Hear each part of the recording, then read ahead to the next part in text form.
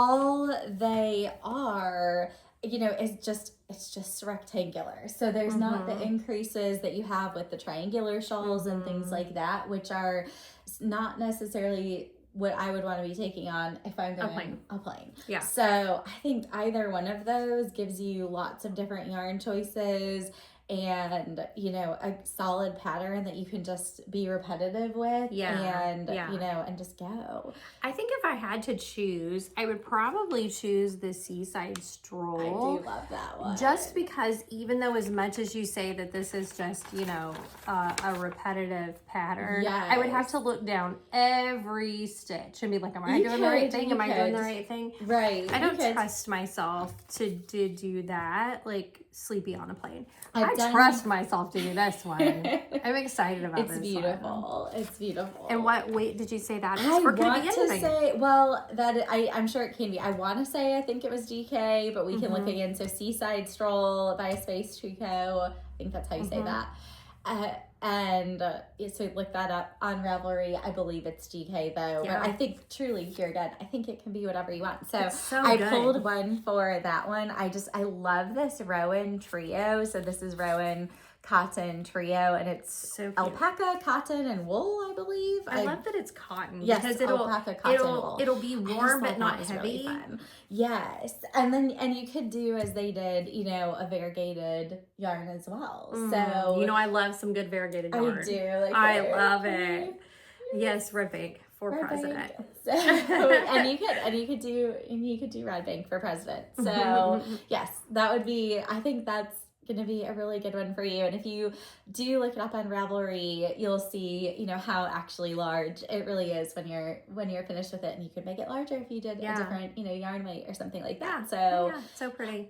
I think I love it. That might be your winner. So if anyone else was tuned into that conversation from our last episode and, you know, wanting to know something for yourself as well, I think that either one of those choices would be really good. I would be definitely on board with doing something like that too. And they still look, and especially you could do them in a different fiber, like both of they're not the heavy cabled looks of some of the beautiful winter scarves that I've seen.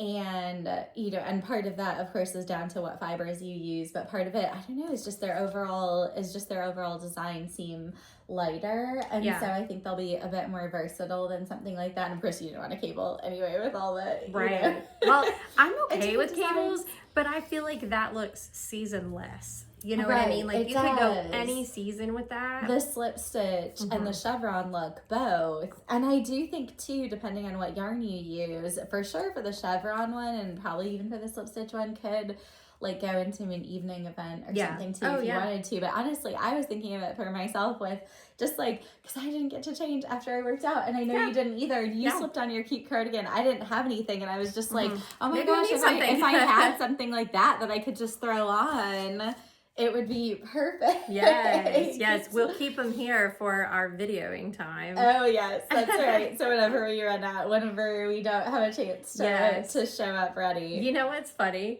You're sitting here talking about this, and I'm falling in love with this, and I'm 100% paying attention to what we're doing, but I also am side-eyeing right beyond the camera all of the gorgeous wall of yarn that I'm considering making my Seaside Stroll with. We'll double check the weight too. So, but I think it was a DK. So, or we could use a DK. So, okay, those are your WIPs. Great WIP Wednesday update. You're definitely getting your knits done. I'm really impressed with how far you got. Thanks. Oh, yeah, me too. Yeah, because this was just a week. This was a week. And it was a week of my birthday. I was so busy. I am. I'm so excited. I have to show everyone my birthday stitch markers. I was so excited to get these. I have the best friends in the whole wide world. This one says happy birthday. And then it goes into balloons. And then I have a cupcake with a candle. And then I have another cupcake. Oh, I loved it. Every time I would hit one, I'd be like, happy birthday to me. So it was really fun. It's fun to knit with those. So thank you. Oh, that's awesome. Thank you. Well, very good. Okay, so a few updates. Maybe I was, but I don't think I was quite this far on my hikari, which is now caught up in some of my other knits. Oh boy. Let me get this undone. Okay, this is my hikari. No, you were not that far. I don't think I was the last time I showed so you guys. Soft. So what is this? This is Hedgehog Fibers Oh So Fine Souffle. Ooh, I don't remember the color, That's but I love the color. It's I love this in the middle. Pinky purple. So, okay, let's talk about this in the middle though. Definitely a lot of people are experiencing, and comment and let us know if you have as well. You can't see it a ton, but if I pull this apart, you can see how when you wear it, one side wants to get a little bit looser and look a little bit less pretty than the other side. And I think that's just the nature of doing that kind of a stitch, but everyone's kind of experiencing that, and a lot of people aren't really fans. I think the back is coming together really cute. Like that's, so we were talking about that I-cord, so like that's that I-cord. So I am just about at the point now where, no, I am at the point now where I will start into the beautiful actual pattern that is the bottom. So if you guys have seen the hikari, and we can put a picture of it up here as well, and we've talked about it before if you've seen that. Pretty. It goes into this kind of like seed stitch with some slip stitch pattern stitches, and everyone has said that once they got to the chart, like, I shouldn't say everyone because I think only maybe 3 people are on the chart already, but everyone who has started the chart has said, oh, I was a little bit intimidated by it. When I looked at it, I thought, I'm not so sure.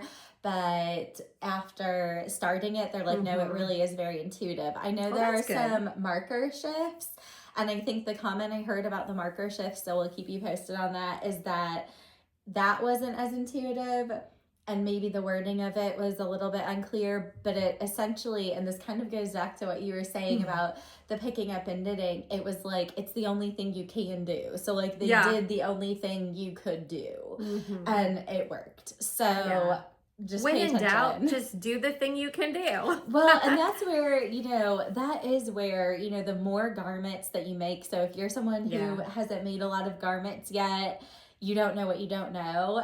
And so I definitely will say that, the more garments I have made at a certain point, the more confident, which of course the more confident I have felt to just say, I don't really understand this, but it can only mean this. Yeah. Or kind of what you did. Yeah. Where Try it was like, where you think it's going to go. It was like, this is the only thing I can think, and I'm going to figure it out. Yeah. So, and it took me a while though in knitting. I would say probably a full year, where I wouldn't panic, like throw my needles down and then like dial 911. That's Kate's phone number, is 911.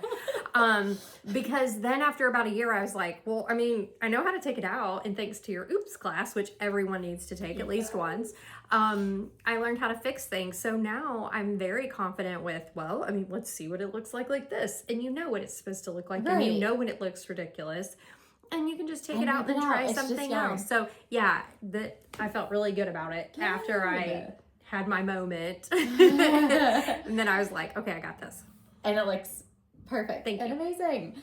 Okay, so other tops that I am working on, other whips. So I finished both the sleeves. Good. I feel like you can't quite see it on that side or something, but both sleeves of the Amy top. So I have this kind of safety pinned down, and I don't think, and I know Leeza had said this before, I don't think it's laying quite right. Hopefully I can block it to lay correctly, but I've got it, safety pinned down. But I'm excited that I got both of the sleeves. It's so good. So God, I love that purple in there. Have the body to go, and this is in.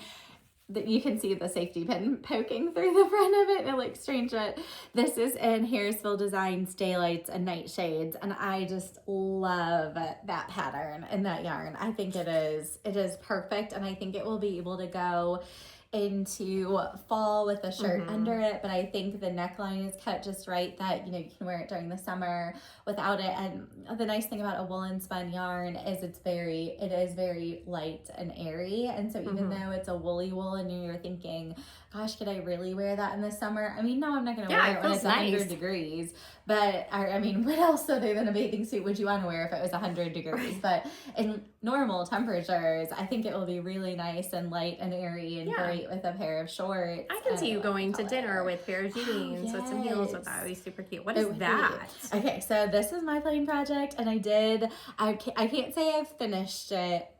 It looks finished to me. So, yes, I will show you. So, this is my Darjeeling top. I am I don't think I've ever even seen this. Look at this. In love with it. I am just, and there is a short sleeved cardigan that goes with it. Those are my buttonholes, as you can tell. So I'm going to steek it. I'm going to steek it. So I'm going to steek it. So that's why you see that looking a little strange. So I do. And I'm hoping maybe to get this done tonight, I need to do the I-cord bind off on the armholes. Beautiful. Oh, and going back to saying that about patterns, it explained something about doing something where you pick up with, and then you're going to work with the tail. And I'm like, I'm just going to pick up and do an I-cord bind off. Like, I'm not doing that. It doesn't sound really fun to me. And I just want to plow forward and I want to get it done. Then there is some edging. Okay, so we've talked in the past about, and I'm just gonna hold this up again because it's so pretty. I love this. So we have talked in the past about how there's this trend right now, and it's really difficult because designers are basically going and telling you how much of a certain yarn they bought. Like, I bought 4 balls of this. Well, that's not helpful because this size and this size both didn't use 4 balls. Can we just narrow it down to like what I'm using? How much? Because we know people test knit this. So like, can we actually narrow this down to a number? And interestingly, and there's always the question of whether I did math right. So I'm maybe not going to stand by and say, oh, I absolutely for sure did all the math correctly. But because I added the strip in the middle that I'm going to steek, I don't know how much yarn I'm going to have left over after I do the armhole. So I will report back on that because it's going to be very close. So that's a good thing. So the good thing is if you are doing the top, you know, it could be a project where depending on what size you're making, the yardage could be really close to being accurate, which, you know, well done to the designer there because that is actually what's helpful for people to know that. Now, is the pattern where, like, if I was going to make this, it would be like my first steek project, or did you decide to do it that way? I decided to steek it. I decided to steek it for several different reasons that you'll hear about coming up. But you are also supposed to do neckline and backline finishing, and I am not going to do that because I'm going to do something else with it that you will also hear about coming up. So I love the yarn too. What yarn is that? That is Kate Made Fibers in the cashmere silk, and it's just I think it's just natural color. I wish you could feel that. I do too. I'm sitting here petting it. It's gonna be glorious. It's gonna be glorious. And you're making a cardigan as well. I will at some point. I am not going to at the moment. I have enough things to finish, but absolutely at some point there is a cardigan coming, and it is bottom up, so you know but that's fine. So you do the little. I loved the picot. So I did a Jenny's Magic. I think it's Jenny's Magic cast on for this, and loved doing that for the folded picot hem. That worked really well. That was there were a few different techniques suggested in it, and that was the one I went with, and I think it worked out great. And so some quick announcements, and then we'll let you go. So a few great things. So I know I uploaded some shorts from H&H last week. Oh, and then also, oh my gosh, so also the one short which you guys should check out about how many times I ripped out the Darjeeling top on Saturday morning, just the front right part of it, because I think it was supposed to be the front left and I was doing the front right or opposite. And so I have decided that frogging, so F-R-O-G, is Friday Regrets of Group Stitching. So that is my new acronym for frog.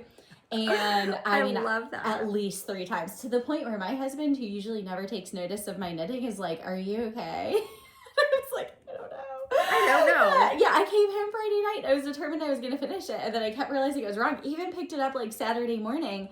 And I was like, no, this is still, what am I actually doing? And I do think so I think what happened was I got thrown off where the steeking part was, but no, it still shouldn't have happened though. So yeah, Friday Regrets of Group Stitching. But group stitching on Friday night here is so much it's the best, fun. But then you rip stuff but out. I 100% would say that, I don't know, maybe like 20% of the time when I come here on a Friday night and go home, I spend Friday night at home taking out what I did, but I've had the best time. So it's so worth it. It's just really funny. So just a few quick announcements for H&H though. A few things I'm bringing in. So I love Universal Yarns has expanded into knowing that there is a need in the market for, you know, really good priced cotton yarn that is not just like a solid color. I love this solid color, but Rowan's got a lot of solid colors. Metal and Tosh has some in their wool and cotton that aren't, but this was, I can't remember if this was all cotton or cotton bamboo, but they had really beautiful, just different colors in it, which I, you know, something more like you would have maybe found at Joann's. And so I love that Universal Yarns is stepping up into that. And so I'm going to be bringing in some of that. I think I uploaded all those pictures to the shorts or I tried to, at least what I could, because it was very, very busy. So it was hard to get some footage. So glad I was busy, but it was hard to get some footage. A couple of different kinds of cotton yarns from them, a bamboo yarn from them, and yes, just loved their color choices. So I haven't really carried Universal Yarns in the past, but Monostel Uruguay has gone over to them, so now I'm part of the Universal family, and I really enjoyed seeing their selection. That's cool. And Issachar and Cardiff will be coming here shortly. And then very exciting, something exciting and near and dear to me, something I've had my sights set on for a really long time, is Liberty of London. I knew you were going to say it. So I actually got to meet, I just don't even, oh my God, I'm telling people about it. I actually got to meet one of the designers of the fabric, and she was showing me like what she had designed and like the bloopers of like, well, this one, and I put like an extra number in here, and then, you know, it got caught in peer review, and like, this is my inspiration for this one, and I was just like, oh my That was your celebrity sighting. It was. I was just like so mind blown by their brilliance. It was incredible. I love it. So yes. I love it. So that will be coming here soon. Not necessarily for, you know, quilting, more for like garment type things, but you know, I'm kind of burying the lead here, but there will be some announcements coming out about some various things that I will be rolling out in relation to that. So very excited for that, and just great trip to H&H, and glad to have had the experience of going, and hope you guys enjoyed the show floor footage from that. So thanks for tuning in. Cheers. Thanks. Bye. Tune in right now. Listen, find out your favorites.